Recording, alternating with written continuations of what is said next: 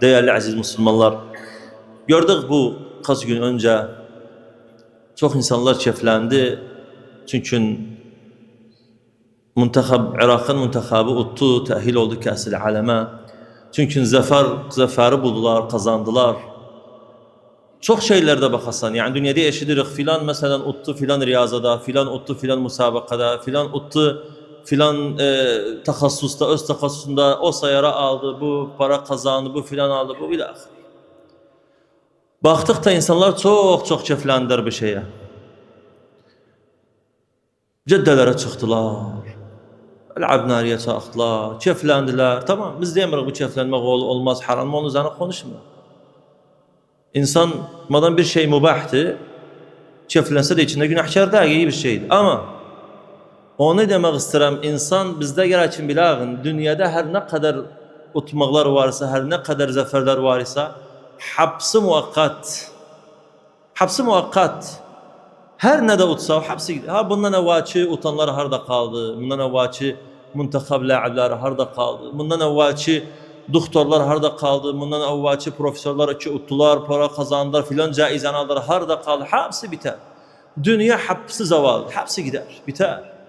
Ama hakiki zafer, hakiki utmak odur, insan Allah Teala'nın cennetini kazansın. Allah Subhanahu Teala buyuruyor Kur'an'da, فَمَنْ زُحْزِحَ عَنِ النَّارِ Her kim ateşten uzak olur değilse, uzak etler özünü. وَاُدْخِلَ الْجَنَّةِ Cennete girildi, fakat faz. Hakiki utmak, hakiki zafer odur, cennette tutasan. Allah'ın azabından, cehennem azabından, ateşinden kurtar olarsan, Allah'ın cennetine girersen. Hakiki utmak odur. Onun için, ben isterim, bes onu diyeyim.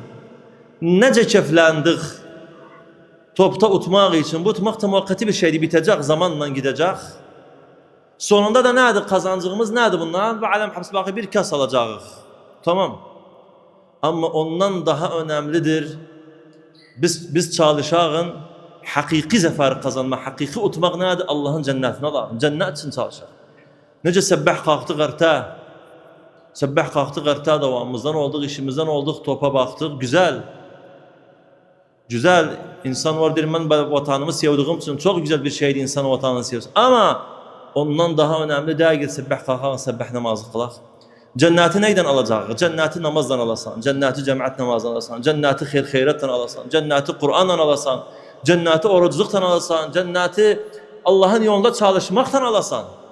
Onun için Müslüman gerçekten hakiki keflensin. Her zaman Allah Subhanahu ve Teala cennet ehliyetiyse. Ve bizim mümin insanlar her zaman cennet için çalışan, her zaman keflenir, hakiki keflenmek ahirette. Allah Subhanahu ve Teala'nın cennetine girende. Peygamber Efendimiz sallallahu aleyhi ve selleme konşu olanda. Onun için aziz Müslümanlar çalışan hakiki utmak için o da cennet. İnsan her zaman cennete çalışsın Müslüman. Namazdan geri kalmayak, oruçtan geri kalmayak, hayrattan geri kalmayak.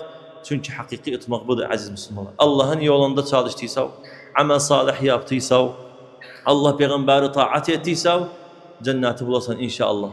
هذا وصلوا وسلموا على من أمرتم بالصلاة والتسليم عليه